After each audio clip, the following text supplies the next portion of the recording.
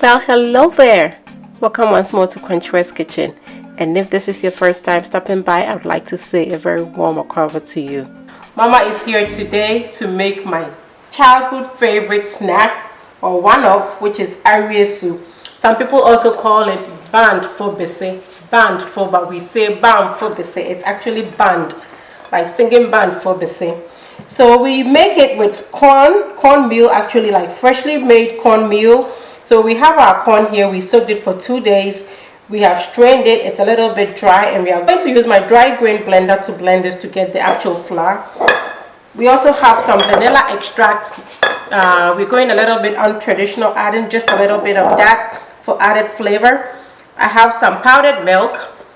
I have some sugar, some peanuts. These are fresh peanuts, so it's not roasted or anything, it is raw. I have here a little bit of salt and a little bit of nutmeg.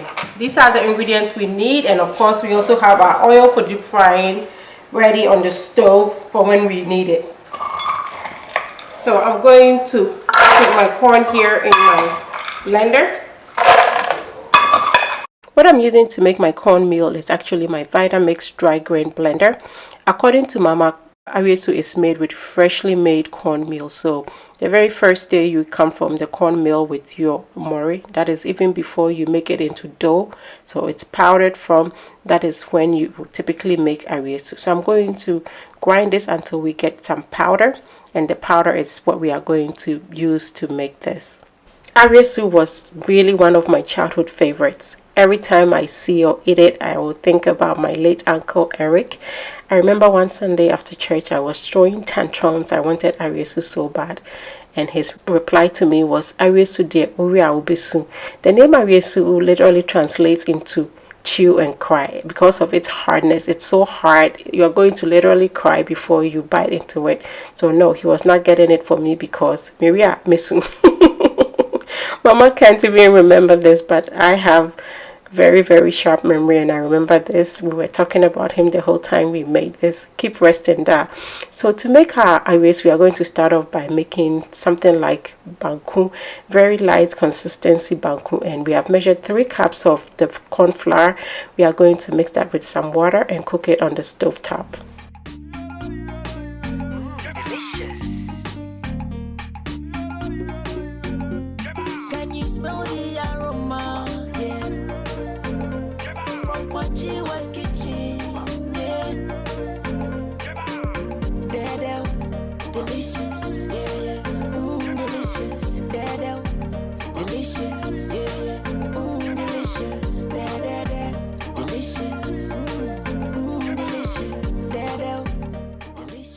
So yes, you're not really making banku, neither are you making cocoa. You are making a very soft paste, and this is pretty much the perfect texture you want to arrive at.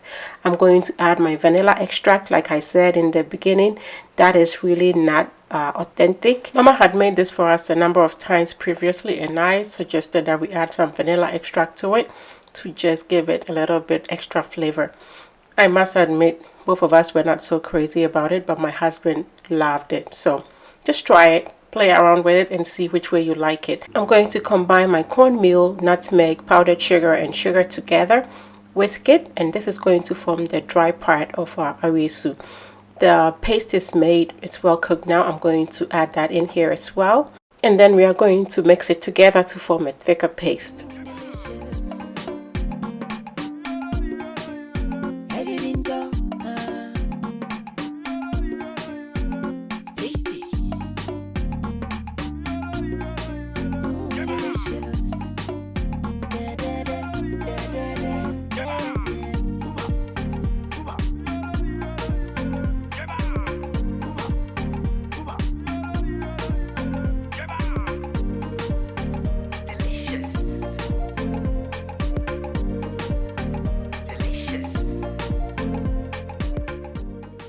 Okay, my teacher thinks it could do with a little bit more of the powder, so we are going to add an extra cup of powder to it, and then we are going to just mix it until it is very well combined.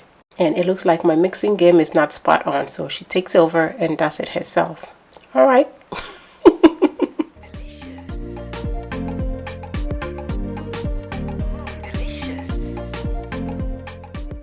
Well, I have to agree that the difference in how I was staring and how she is staring is very, very clear. It just said, "Hey, cry."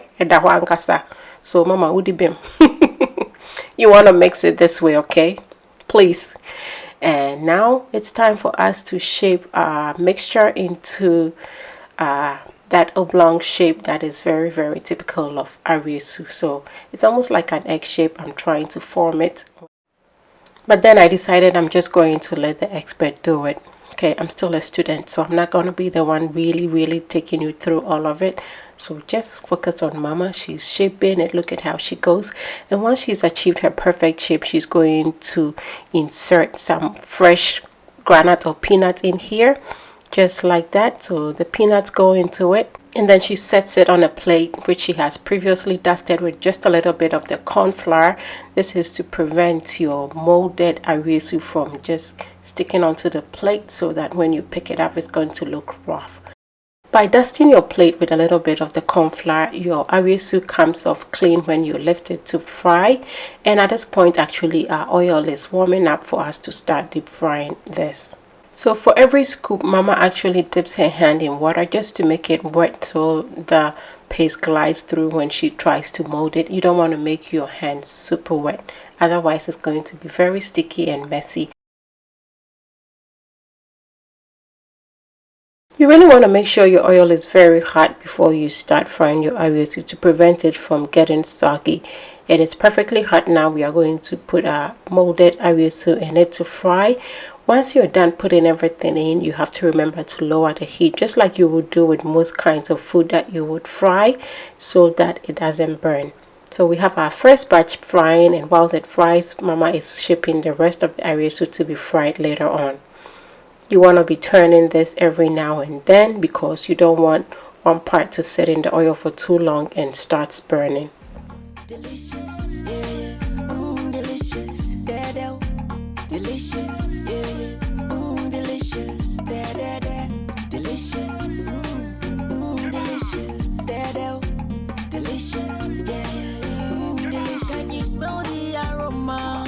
Yeah, from what she was kitchen, yeah.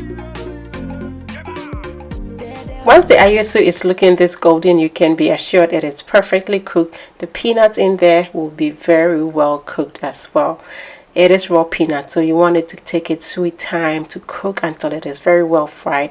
I'm transferring my Awiesu into a strainer which I've lined with some paper towel. That is going to help blot some oil out of the Awiesu. Just look at how golden and perfect this looks. Was Awiesu one of your childhood favorites? If you said yes, when was the last time you had it? I think I hadn't had that in about 12 years. And so I was so happy when Mama said she can make it and she's going to make some for us. And really, it is just like I can remember it. If you loved it and haven't had it in such a long time, I hope you try this recipe. You know, I would really have loved to share this with you. But you know, you can pick from the screen. So recipes here. Try it and please let us know how it went. Look at this. Just look. I know. I wish I could say just get this one. Just pick one. But any possible. So make your own. Please do make your own. Now you're crying soon. So the second batch is perfectly fried as well. We are going to transfer that also into our strainer. And yeah, I'm gonna give you the verdicts. That is it. Just look at how gorgeous. Just look at that. Just look at that. You want it? Make your own. You want it? Make your own. Ah, Mama, we did mitsasi. Mama, midasi. Let's just see how we did. Just look at that. Rock hard on the outside and super soft on the inside. Perfection. So good.